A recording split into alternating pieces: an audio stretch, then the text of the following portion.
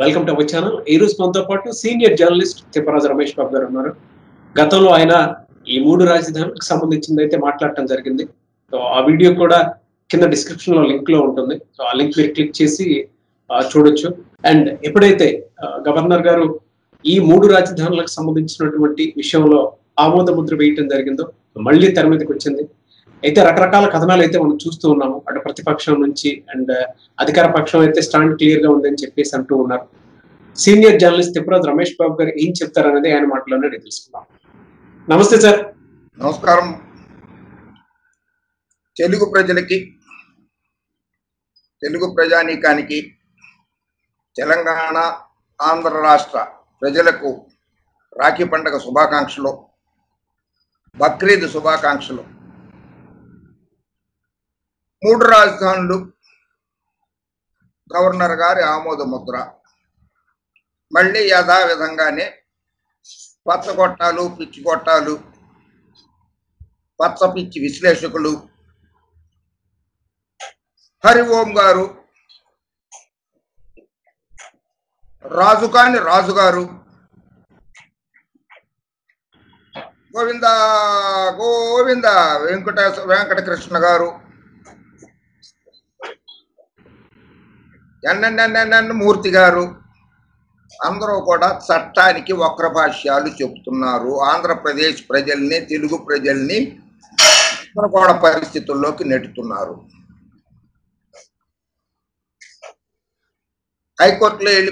హైకోర్టులో వేసేస్తాము రిపిటేషను, న్యాయబద్ధంగా పోరాడతాము. వైఎస్ జగన్మోహన్ రెడ్డి గారు మేనిఫెస్టోలో పెట్టారా 3 రాజధానులు చేస్తాము అని చెప్పి. మళ్ళీ రాజీనామా చేసేసి 151 మంది శాసనసభ్యులు రాజీనామా చేసేసి రెఫరెండంకి వెళ్ళండి. అయ్యా బాబు గారు అంటే కంపెనీ పచ్చ పిచ్చి కొట్టాలారా, ఆనాడు పత్రిక, చంద్రజ్యోతి పత్రికలారా, 2019 ఎన్నికల మేనిఫెస్టోలో బాబు గారు తెలుగు దొంగల పార్టీ 600 హామీలు పెట్టింది. 600 హామీలలో ఒక్కటన్నా నెరవేర్చిందా? ఒక్క హామీని కూడా నెరవేర్చలేదు. 2019 మేనిఫెస్టోలో అమరావతిని రాజధానిగా చేస్తాను అని చెప్పి ఎన్నికల ప్రచారానికి వెళ్ళారా తెలుగు దొంగల పార్టీ, తెలుగు ద్రోహుల పార్టీ? వెళ్ళలేదు కదా. మరి జగన్మోహన్ రెడ్డి గారిని, వైఎస్ఆర్ కాంగ్రెస్ పార్టీని అడిగే హక్కు మీకు ఎక్కడ లేదు. గొప్ప విచిత్రం. ఆంధ్రప్రదేశ్ రీఆర్గనైజేషన్ యాక్ట్ 6 గురించి మాట్లాడేస్తున్నారు. ఓకే, ఇది reorganisation act government of India రాజముద్ర వేసి ఉన్నది. గెజెట్ పబ్లికేషన్ అంటారు.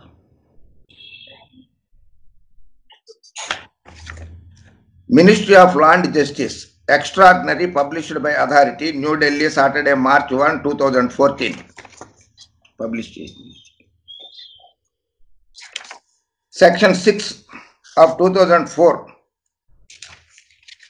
నేను చదివి వినిపిస్తాను మీకు, వాళ్ళు కూడా చదువుతున్నారు కదా. The central government shall constitute an expert committee to study various alternatives regarding the new capital for the successor state of Andhra Pradesh and make appropriate recommendations in a period not exceeding 6 months from the date of enactment of the Andhra Pradesh Reorganization Act 2014. ఇది రాజముద్రలో ఉన్నది. Reorganisation act 2014లో section 6లో ఉన్నది. దాని ప్రకారంగా శివరామకృష్ణన్ కమిటీని వేశారు కదా.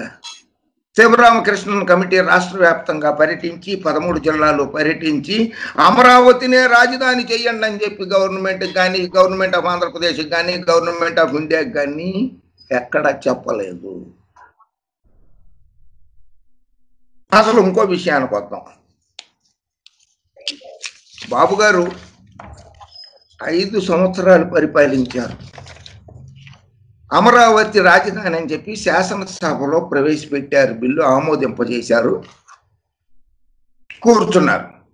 దాన్ని ఇలా అమరావతి రాజధాని అని చెప్పి ఇలా రాజపత్రంలో, గెజిట్ నోటిఫికేషన్లో, గవర్నమెంట్ ఆఫ్ ఇండియా నోటిఫికేషన్లో కానీ, ఆంధ్రప్రదేశ్ గెజిట్లో కానీ ఎక్కడన్నా ప్రచురించారా? ఒక్క విషయం చెప్పండి, చట్టాల గురించి చాలా బాగా మాట్లాడుతున్నారు గెజెట్ నోటిఫికేషన్ లో. అది కూడా వైఎస్ జగన్మోహన్ రెడ్డి గారు ప్రమాణ స్వీకారం చేసి తెలంగాణకి చెంది తెలంగాణ నుంచి లోక్సభ సభ్యుడయ్యి ఇప్పుడు ప్రస్తుతం కేంద్ర హోంశాఖ సహాయ మంత్రిగా ఉన్న జి కిషన్ రెడ్డి గారిని సంప్రదిస్తే జి కిషన్ రెడ్డి గారు భారతదేశ మ్యాప్లో అందులో ఆంధ్రప్రదేశ్ రాష్ట్రంలో అమరావతిని రాజధానిగా చూపిస్తూ చేయించారు. కిషన్ రెడ్డి గారికి ధన్యవాదాలు.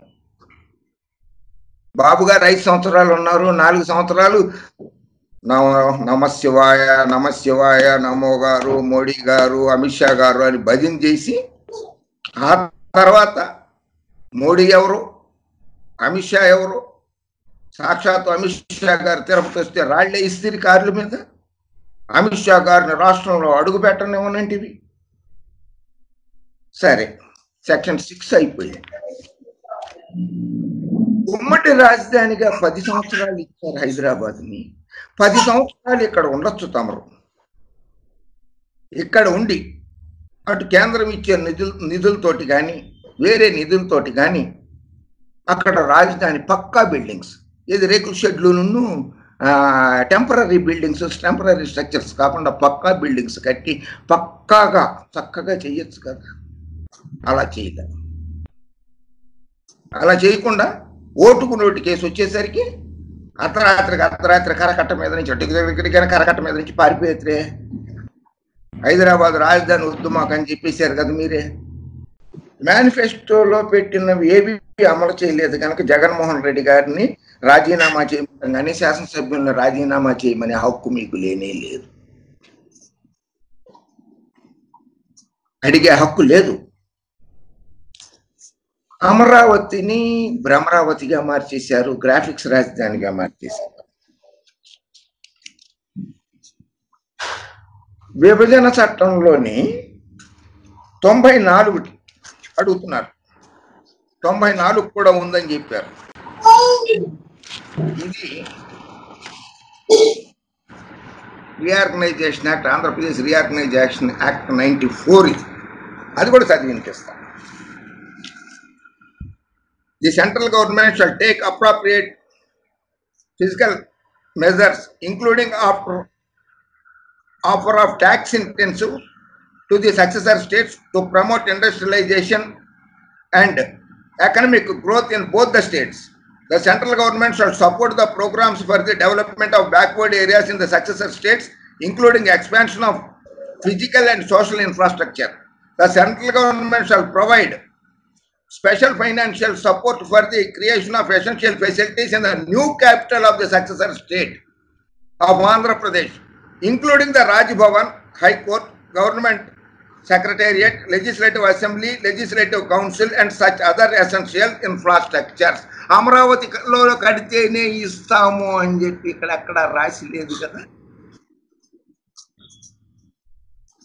అయినా సరే వాళ్ళు ఇచ్చారు కదా. 2500 కోట్ల రూపాయలు ఒకసారి ఇచ్చారు, 1500 కోట్ల రూపాయలు ఒకసారి ఇచ్చారు కదా.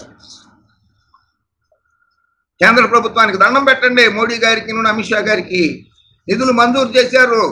అమరావతి అని లేకపోయినా కూడా 94 సెక్షన్ 94 అని ఊగురాడేస్తున్నారు చాలా మంది.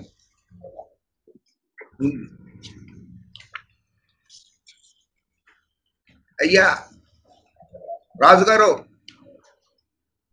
హరిఓం గారు, కృష్ణ గారు, మూర్తి గారు, అందరూ వినండి. సెక్షన్ 30 33 3 రాజధానులు, 0 తీసేస్తే 3 ఉంటుంది, 3 రాజధానులు 30. సెక్షన్ 30 ఆంధ్రప్రదేశ్ రీఆర్గనైజేషన్ యాక్ట్ 2014లో సెక్షన్ 30 చూడండి. On and from the appointed day, the High Court of Judicature at Hyderabad shall be the common High Court for the state of Telangana and the state of Andhra Pradesh till the separate High Court for the state of Andhra Pradesh is constituted under Article 214. రాజ్యాంగంలోని 241వ అధికరణ కింద ఆంధ్రప్రదేశ్లో high court ఏర్పాటు చేసేంత వరకు కూడా హైదరాబాద్లో ఉన్నటువంటి హైకోర్టే ఉమ్మడి హైకోర్టు అని చెప్పి constitution read with section 31 of this act. The expenditure in respect of salaries and allowances of the judges of the Common High Court shall be allocated against the states of Andhra Pradesh and Telangana on the basis of population. అయినా high court కట్టుకుంటానికి డబ్బులు ఇచ్చారు కానీ అమరావతిలోనే కట్టుకోవాలి, అక్కడే కట్టాలి high court అని చెప్పి అక్కడ రాసింది. Section 31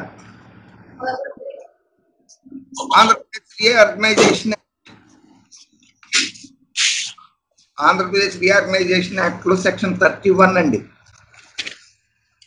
Subject to the provisions of section 30, there shall be a separate High Court for the state of Andhra Pradesh, hereinafter referred to as the High Court of Andhra Pradesh, and the High Court of Judicature at Hyderabad shall become the High Court of the state of Telangana, herein referred as the High Court of Hyderabad. The principal seat of the High Court of Andhra Pradesh shall be at such place as the President may by notified order appoint, as the President may notify. రాష్ట్రపతి గారు ఎక్కడ ఉండాలి high court అనేది నిర్ణయిస్తారు, అక్కడ high court ఉంటుంది అని చెప్పారు. సరే, రాష్ట్రపతి గారు, ప్రధానమంత్రి గారు, లా అండ్ జస్టిస్ మంత్రివర్యులు గారు, సుప్రీంకోర్టు చీఫ్ జస్టిస్ గారు అందరూ కలిసి అమరావతి రాజధాని అంటున్నారు కదా, ప్రధానమంత్రి నరేంద్ర మోడీ గారు వెళ్ళి కూడా అక్కడ శంకుస్థాపన చేశారు కదా, కనుక అక్కడ అని చెప్పి నోటిఫికేషన్ ఇష్యూ చేశారు. ప్రిన్సిపల్ సీట్ అంటారు హైకోర్టు, మెయిన్ హైకోర్టు ఎక్కడ ఉంటే దాన్ని ప్రిన్సిపల్ సీట్ అంటారు అన్నమాట. ఇందులో ఏమనుంది, ప్రెసిడెంట్ నోటిఫై అని ఉన్నది. అంటే రాష్ట్రపతి గారు ఎక్కడ పెట్టాలనుకుంటే హైకోర్టును పెట్టచ్చు అని ఉంది. పెట్టే అధికారం రాష్ట్రపతి గారికి ఉన్నప్పుడు హైకోర్టును మార్చే అధికారం కూడా రాష్ట్రపతి గారికి ఉంటుంది కదా. జగన్మోహన్ రెడ్డి గారు 3 రాజధానుల బిల్లుని శాసనసభలో పాస్ చేసి గవర్నర్ గారికి ఆమోద ముద్రకు పంపిన తర్వాత, గవర్నర్ గారు ఆమోద ముద్ర వేసిన తర్వాత అదే రాష్ట్ర ప్రభుత్వము కేంద్ర ప్రభుత్వం ద్వారా రాష్ట్రపతి గారికి పంపిస్తే, రాష్ట్రపతి గారు ఆమోద ముద్ర వేస్తే ఏం చేస్తారు హరి గారు, రాజు గారు, బాబు గారు, చిన్నబాబు గారు, మూర్తి గారు, కృష్ణ గారు ఏం చేస్తారు? మీరు ఏం చేయగలుగుతారు?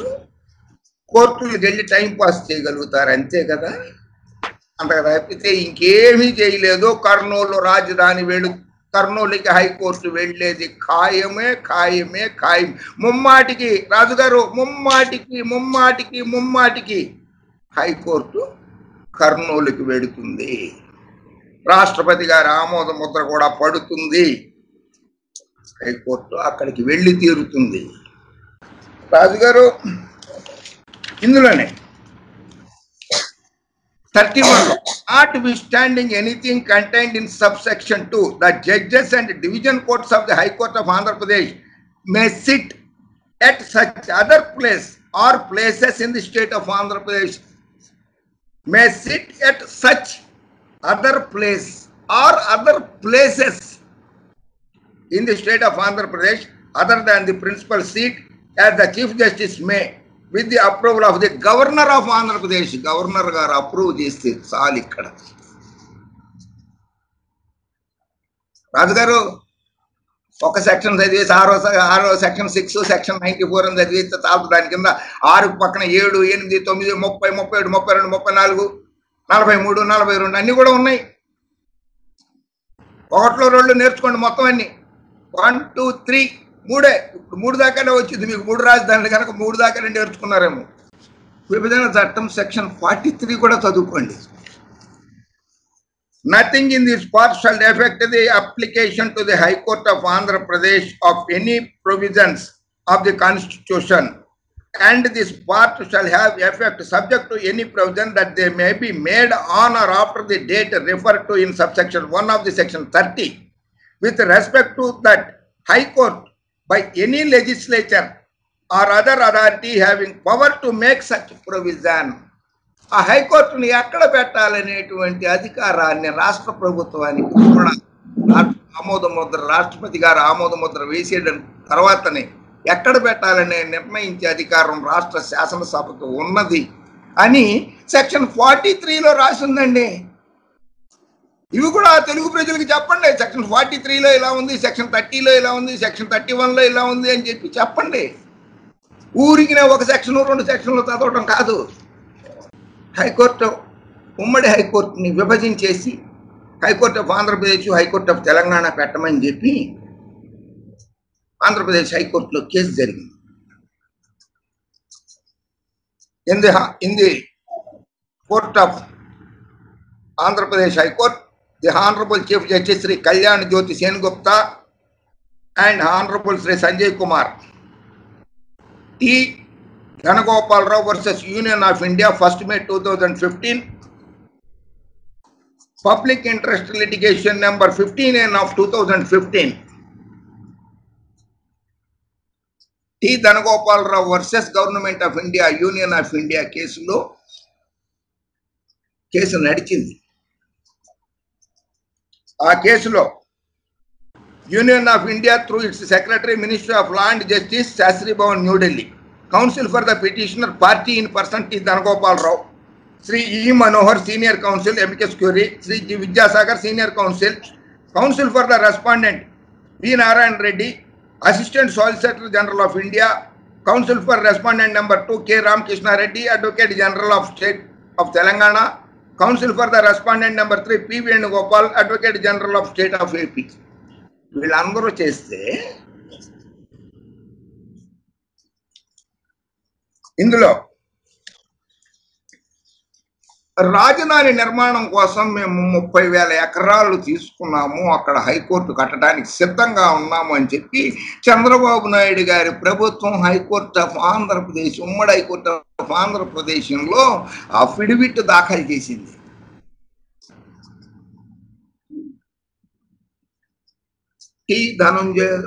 T Dhanagopala Rao versus union of India కేసులో. అయ్యా హరిగారు, ఓం హరి, రాజాదిరాజా, RRR, కృష్ణ గారు, మూర్తి గారు, రాఖీ గారు, బాబు గారు, అందరూ చూడండి. శ్మశానం చేస్తావా అమరావతిని? సమాధి చేస్తావా? దిస్ ఈజ్ సమాధి రాయిలాగా వేసింది చంద్రబాబు నాయుడు గారు.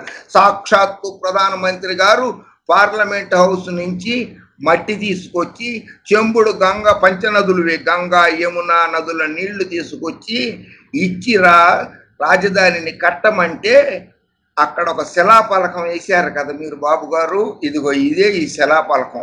ఈ శిలాపలకానికి కనుచూపు మేరలో ఇలా పెట్టి చూడండి, ఇలా ఇలా ఇలా ఇలా తలకాయ ఇలా పెట్టి చూసుకోండి. ఒక 10 కిలోమీటర్ల దూరంలో ఎక్కడ కూడా ఒక చిన్న బిల్డింగ్ లేదు, సమాధికి మీద ఒక 4 రేకుల షెడ్ వేశారు.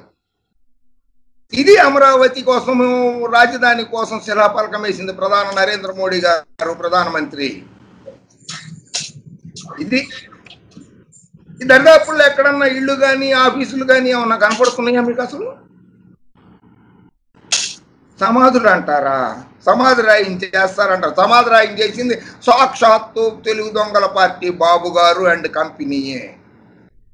ఇది చూడండి, దరిదాపుల్లో ఎక్కడన్నా ఆఫీసులు కానీ, సెక్రటేరియట్ కానీ, అసెంబ్లీ కానీ, హైకోర్టు కానీ, జడ్జి గారి ఇళ్ళు కానీ, IAS ఆఫీసర్లు, IPS ఆఫీసర్లు, అధికారులు ఇళ్ళు కానీ, సచివాలయ ఉద్యోగులు, NGOs కానీ, గెజిటెడ్ ఆఫీసర్స్ కానీ, ఉద్యోగులకు కానీ ఇళ్ళు కానీ, క్వార్టర్స్ కానీ ఎక్కడన్నా కనపడుతున్నాయా? ఎమ్మెల్యేలకి, MLCలకి ఎక్కడన్నా ఇళ్ళు కానీ ఏమన్నా కనపడుతున్నాయా? గృహ సముదాయాలు కానీ?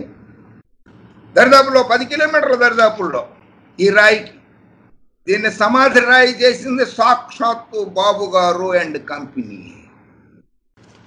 ఏంటి బాబు గారు? విశాఖపట్నాన్ని పరిపాలనా రాజధానిగా ఉంచడం కూడా తప్పు, కర్నూలుని న్యాయ రాజధానిగా ఉంచడం తప్పు, అమరావతిని శాసన రాజధానిగా ఉంచడం కూడా తప్పు. అమరావతిని శాసనసభ, చట్టసభ రాజధాని. శాసనసభలో అమరావతిలో చట్టాలు చేస్తే, విశాఖపట్నంలో అమలు చేస్తే, తప్పులు చేసిన వాళ్ళకి శిక్ష వేయడానికి కర్నూలులో న్యాయ వ్యవస్థ ఉంటుంది 3 చోట్ల. బాబు గారు 3, భయపడకండి, 3 అంటే 3 అమరావతిలో అక్కడ ఉంటుంది. శాసనసభ అక్కడే ఉంటుంది. 1956 ఏప్రిల్ నాటికి విశాఖపట్నంలో శాశ్వత రాజధాని స్థాపన. ఆంధ్రపత్రిక సంచిక 242.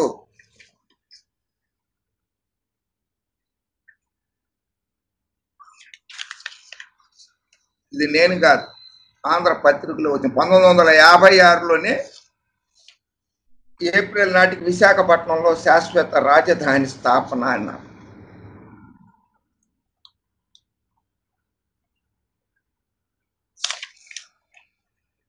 రొక్కం లక్ష్మీ నరసింహ గారి సవరణకు అనుకూలంగా 61, ప్రతికూలంగా 58 ఓట్లు వచ్చినాయి శాసనసభలో. అప్పుడు ఆంధ్రప్రదేశ్ శాసనసభలో సార్ రఘురామ్ గారు, రాజు గారు,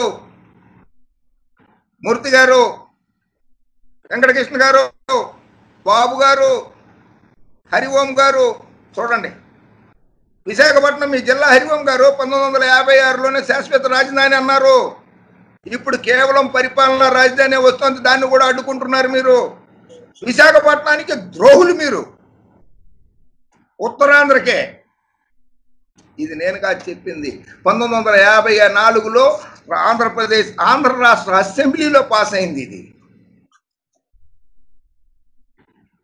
కాదనే దమ్ము ధైర్యం ఉందా? ఇది అబద్ధమని రుజువు చేయగలరా మీరు? ఆంధ్రప్రదేశ్ ప్రజల్ని మోసం చెయ్యొద్దు, దగా చెయ్యొద్దు, అసత్యాలు ప్రచారం అస్సలు చెయ్యొద్దు మీరు.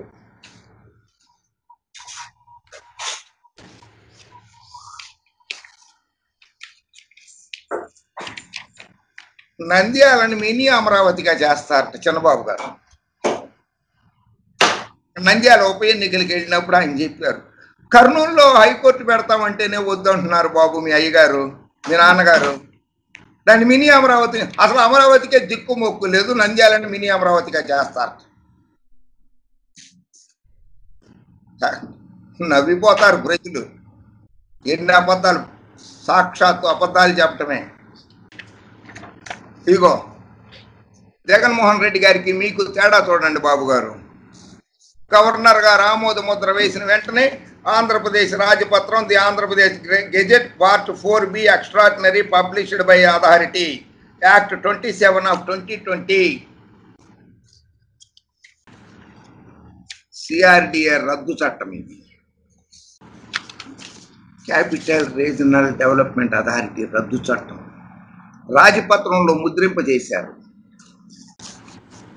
అలాగే 3 రాజధానులు, గెజెట్ ఆఫ్ ఆంధ్రప్రదేశ్, ఆంధ్రప్రదేశ్ రాజపత్రం, the Andhra Pradesh gazette part 4B extraordinary published by authority, Amaravati, Friday 31st July 2020, the Andhra Pradesh acts, ordinances and regulation act number 28 of 2020, an act to provide for decentralization of governance and inclusive development of all the regions of the state of Andhra Pradesh.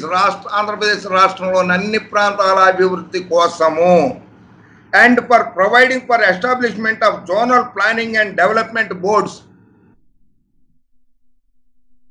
అభివృద్ధి మండళ్లు నియమించడానికి, ప్రాంతాల అభివృద్ధికి, zonal అభివృద్ధి చేయడానికి మండళ్లను నియమించడానికి, apart from provisions for the seats of governance in different regions of the state and for matters ancillary thereto.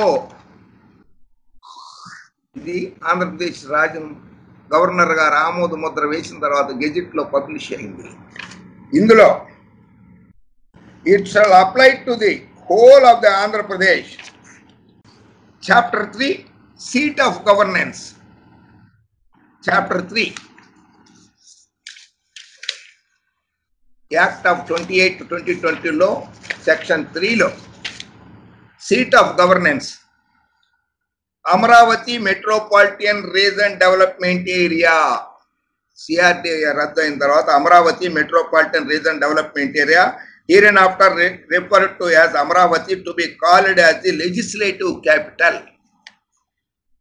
Visakhapatnam Metropolitan Regional Development Area hereinafter referred to the Visakhapatnam to be called as the executive capital, and Kurnool Urban Development Area hereinafter referred to as Kurnool to be called as the judicial capital.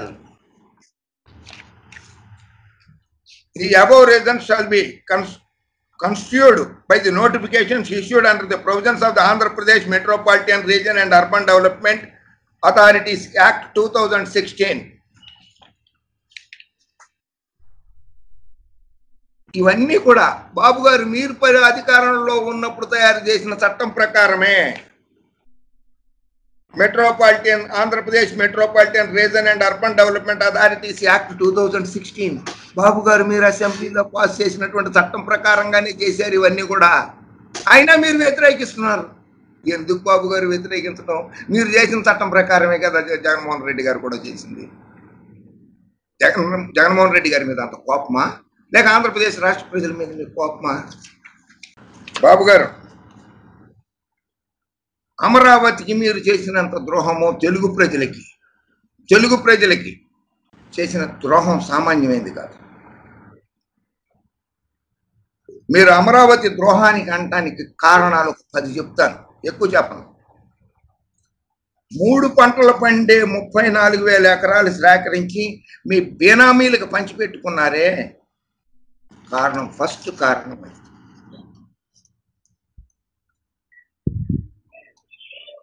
34,000 ఎకరాలు సేకరించి మీ బేనామీలకు పంచిపెట్టుకున్నారు. రెండో కారణం, బాబు అమరావతి ద్రోహండానికి రెండో కారణం, Singapore కంపెనీలకు రాజధానిలో real estate వ్యాపారం చేసుకోమని 1691 ఎకరాలు ధారాదత్తం చేయడం. సింగపూర్ కంపెనీలకు 1690 ఎకరాల ధారాదత్తం చేశారు. మీరు అమరావతి ద్రోహ, తెలుగు ద్రోహ, తెలుగు ప్రజల ద్రోహో మీరే నిర్ణయించుకోండి. హరిగారు, రాజుగారు, కృష్ణ గారు, మూర్తి గారు, మీరు కూడా నిర్ణయించండి. 1691 ఎకరం సింగపూర్ కంపెనీలకి దారాదత్తం చేశారు రియల్ ఎస్టేట్ వ్యాపారాన్ని.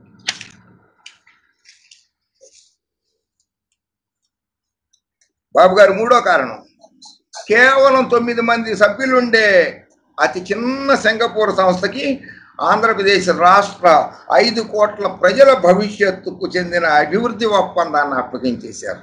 కేవలం 9 మంది సభ్యులే ఉంటారు ఆ సంస్థలో.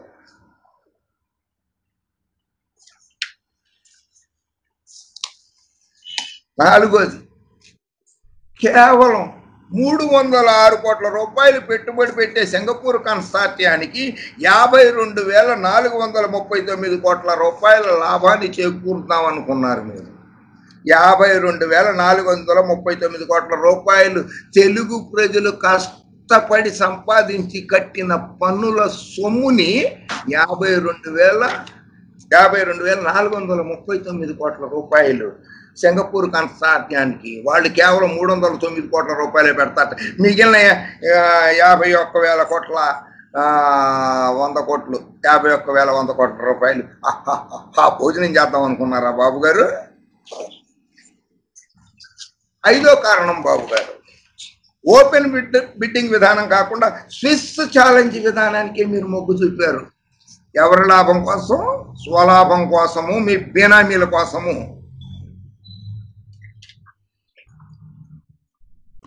బాబు గారు ఆరోది ఇన్సైడర్ ట్రేడింగ్, వేలాది కోట్ల విలువైన భూమిని స్వాహా చేసేసారు. అమరావతి రాజధానిగా రాబోతుందని చెప్పి మీ కుడుకు జాలికి, మీ ఎడంబు జాలికి, మీ బంధువర్గానికి, మీ వియ్యంకుడు గారికి, మీ వియ్యంకుడు గారు అల్లుడు గారికి, నారాయణ గారికి, చాలా మందికి, మీ పార్టీ మాజీ శాసనసభ్యులకి, ప్రస్తుత సభ్యులు కొందరికి, మీ పార్టీ బీనామీలకి, మీ బీనామీలకి వేల కొద్ది ఎకరాల కట్ట.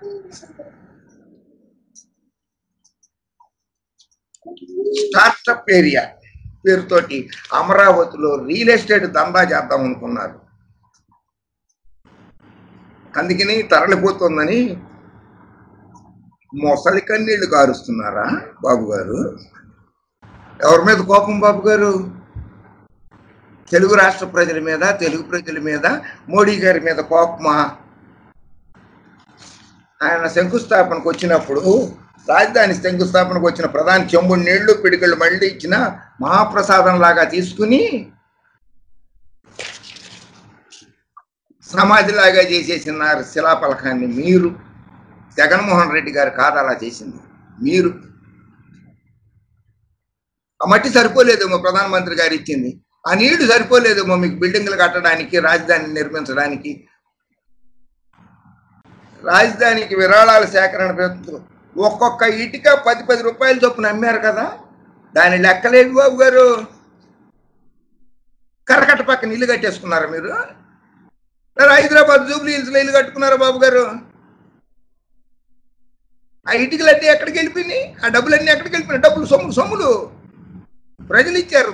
10 రూపాయలు చొప్పున ఒక్కో ఇటుకి 10 రూపాయలు చొప్పున ఇచ్చారు కదా, లెక్కలే.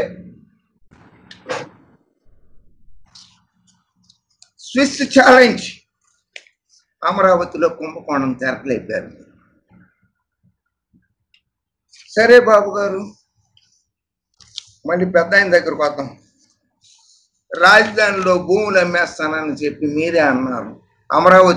అమరావతిని కట్టడానికి, అమరావతిని అభివృద్ధి చేయడానికి పచ్చగా పండే పచ్చటి పొలాలని రైతుల దగ్గర నుంచి రాత్రి కొన్ని చోట్ల తగలబెట్టించి బెదిరించి అన్నీ చేసి 34,000 ఎకరాలు తీసుకొని ఆంధ్రప్రదేశ్ హైకోర్టులో 30,000 ఎకరాలు తీసుకున్నామని అఫిడవిట్ దాఖలు చేసి మీ బినామీలకు అమ్మేసుకుని, బినామీలకు కట్టబెట్టి, ప్రభుత్వ కెనరా బ్యాంకుకు కానీ ప్రభుత్వ రంగ సంస్థలకేమో ఎకరం 4 కోట్ల రూపాయలకి 5 కోట్ల రూపాయలకి ఇచ్చి, మీ బంధువులకి సిఆర్డీఏ పరిధిలో 495 ఎకరాలు ఒక్కొక్క బియ్యంకుడు గారి అల్లుడు గారికి దానం చేసుకున్నదే కాకుండా అక్కడ మిగిలిన భూములు కూడా అమ్మేస్తామని చెప్పారు మీరు. ధర్మ పోరాట సభలో సీఎం చంద్రబాబు సృష్టీకరణ, రైతులు ఇచ్చిన భూముల విలువ పెరిగింది, ప్రపంచంలోనే ఎత్తైన సుందరమైన సెక్రటేరియట్ నిర్మిస్తున్నాం. ఏదండి, ప్రపంచంలోనే ఎత్తైన సుందరమైన సెక్రటేరియట్, అక్కడికి వెళ్తే 3 అంతస్తులు కూడా లేదే అది. అందులో ఆ భూములకి 11 అంతస్తుల కంటే ఎక్కువ ఇవ్వకూడదు, రేగడి నేల ఇది. హామీలు అమలు చేసిన తర్వాత వస్తే మాకు అభ్యంతరం లేదు. నరేంద్ర మోడీ ఏ ముఖం పెట్టుకుని అమరావతికి రాష్ట్రానికి వస్తున్నాడు? నరేంద్ర మోడీ ఏ ముఖం పెట్టుకుని రాష్ట్రానికి వస్తున్నాడు అని అడిగాను. ప్రధానమంత్రి రాష్ట్రానికి రావద్దనే హక్కు నీకెక్కడదే? అంటే సిబిఐని ఎళ్ళగొట్టాను కదా, అట్లాగే ప్రధానమంత్రిని కూడా రాకుండా అడ్డుకుంటామని అనుకున్నావా? వెర్రి ఆలోచన. ప్రధానమంత్రిని అడ్డుకుంటాను, రాష్ట్రంలో అడుగు పెట్టనేమని అన్నది తప్ప ఒప్ప? చెప్పండి మూర్తి గారు, హరి గారు, రాజు గారు, కృష్ణ గారు, చెప్పండి, రాష్ట్ర ప్రజలకు చెప్పండి, ప్రధానమంత్రిని అడ్డుకోవడం న్యాయమా? అడగండి, ఈ ప్రశ్నలు కూడా అడగండి విశ్లేషకుల్ని. మోదీ హటావ్. కలకత్తా వేదికగా లోక్సభ ఎన్నికలకు ప్రతిపక్షాల శంకారావం, బీజేపీపై యుద్ధభేరి మోగించిన 23 మంది విపక్ష నాయకులు.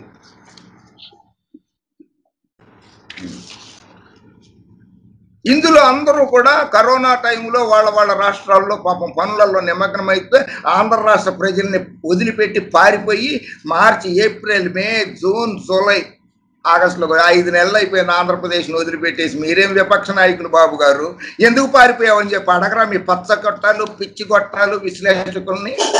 ఆంధ్రప్రదేశ్ ప్రజలకి కరోనా తోటి వాళ్ళ చావు వాళ్ళు చావాలి, కానీ నేను నా కుటుంబం మాత్రం హైదరాబాద్లో ఊగుతాం అనుకుంటారా? పాపం వేళల్లో మమతా బెనర్జీ రాష్ట్రం అంతా పర్యటిస్తుంది కరోనా సేవలు చేసుకుంటూ. అరవింద్ కేజ్రీవాల్ గారు ఢిల్లీ మొత్తము ఆయన పరిపాలన ఎక్కడ దాకా పరిపాలిస్తున్నాడో అక్కడ దాకా తిరుగుతూనే ఉన్నాడే.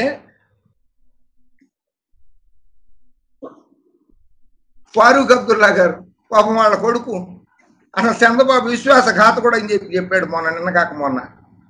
మమ్మల్ని, మా నాన్నగారిని, 80 ఏళ్ల వయసులో ఉన్న మా నాన్నగారిని ఎన్నికల ప్రచారానికి కడప, కర్నూలు, అక్కడ ఇక్కడ చెప్పేసి మమ్మల్ని అరెస్ట్ చేసి జైల్లో పెడితే, నిర్బంధం చేస్తే, గృహ నిర్బంధం చేస్తే మమ్మల్ని ఫోన్ చేసి పలకరించలేదు బాబు గారు అని చెప్పి ఒమర్ అబ్దుల్లా గారు, కర్ణాటక, జమ్మూ కాశ్మీర్ మాజీ ముఖ్యమంత్రి ఫారూక్ అబ్దుల్లా గారి కొడుకు విశ్వాసఘాతకుడు, నమ్మటానికి వీళ్ళే చంద్రబాబు నాయుడు అని విమర్శించారు. అది మీ పక్కన ఉన్నారు వీళ్ళందరూ, వీళ్ళే. నేనే బీజేపీని చిత్తుగా ఓడించేశా, నా వల్లే బీజేపీ చిత్తుగా ఓడిపోయింది. అక్కడ చిత్తుగా ఓడిపోయింది. వాళ్ళు అధికారంలోకి వచ్చారు, అక్కడ 303 సీట్లతోటి పార్లమెంట్లో అధికారంలోకి వచ్చారు, ఉత్తరప్రదేశ్లో అధికారంలోకి వచ్చారు. హిమాచల్ ప్రదేశ్లో అధికారంలోకి వచ్చారు. నాతో పెట్టుకుంటే ఫినిష్. ఏంటి ఫినిష్? ఏమన్నా చేప కట్ చేసి వంట చేసి భోజనం చేయడానికి నరేంద్ర మోడీ, అది నరేంద్ర మోడీ గారు, ఆయన అమిత్ షా గారు అక్కడ ఉన్నది. నీతో పెట్టుకుంటే ఫినిషా? నువ్వు ఫినిష్ అయిపోయావు. ఆంధ్రప్రదేశ్లోనే అడుగు పెట్టలేకపోతున్నాడు ప్రధానమంత్రిని. ఆంధ్రప్రదేశ్లో అడుగు పెట్టినవనంత అవ్వా. సముద్రాన్ని కంట్రోల్ చేసేందుకు ప్రయత్నిస్తున్నట్ట. సముద్రాన్ని కూడా కంట్రోల్ చేసేస్తట. ప్రకృతిని హ్యాండిల్ చేశాడు.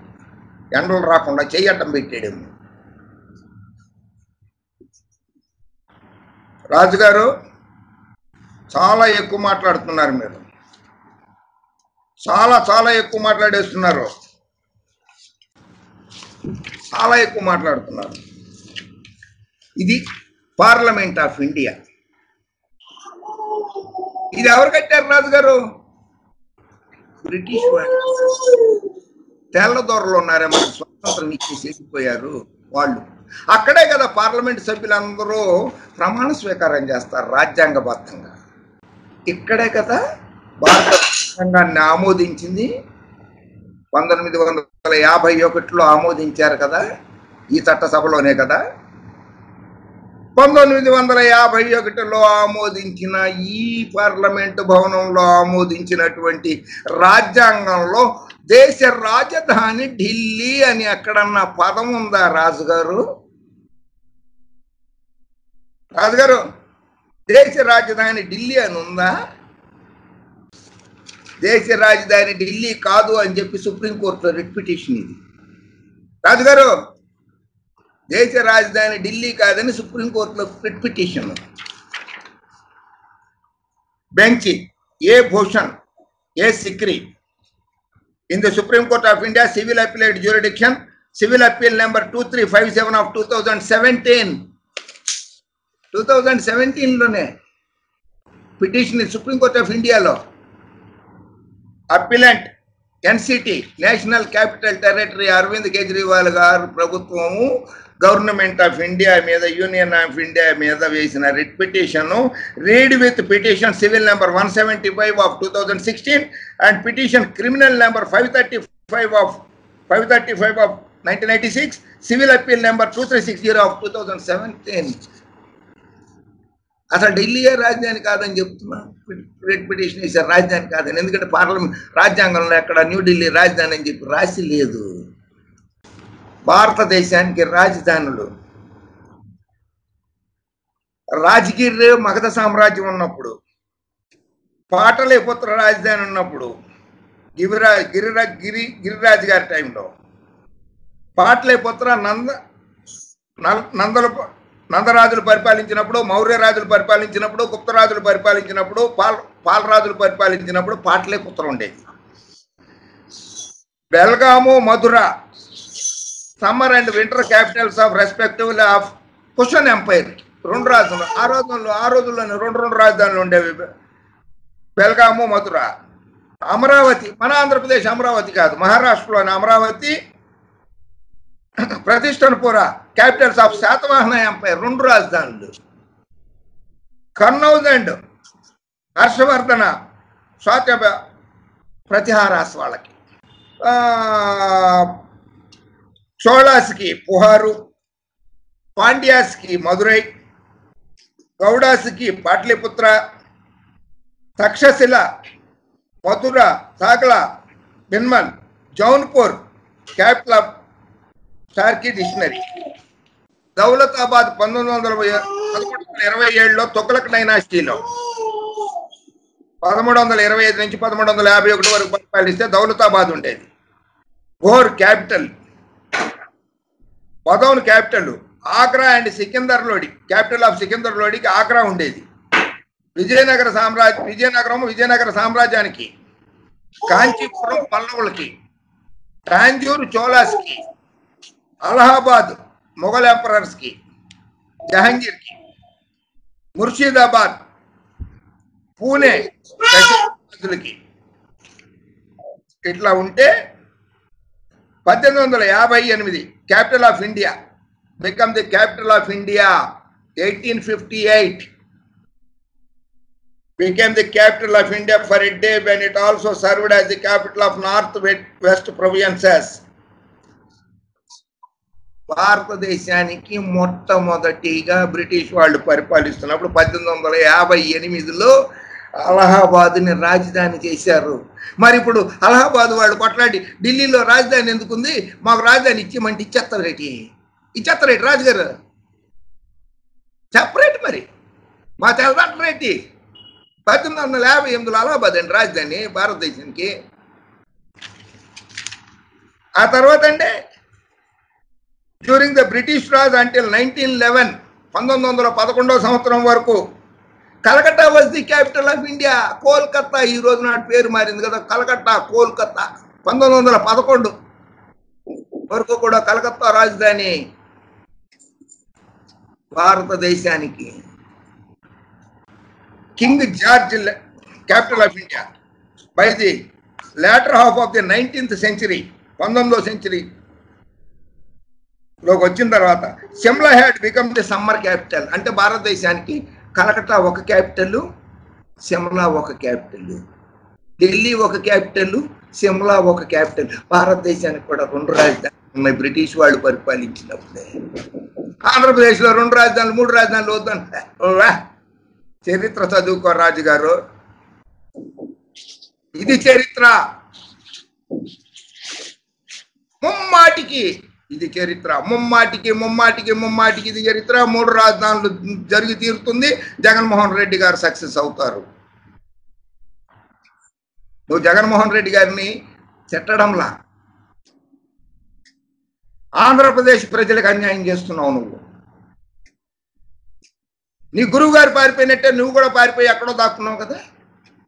King George 5 proclaimed the transfer of the capital from Calcutta to Delhi at the climax of the 1911 Imperial Darbar on 12th December 1911 నాడు కింగ్ జార్జ్ 5 ఢిల్లీని రాజధానిగా ప్రకటించారు.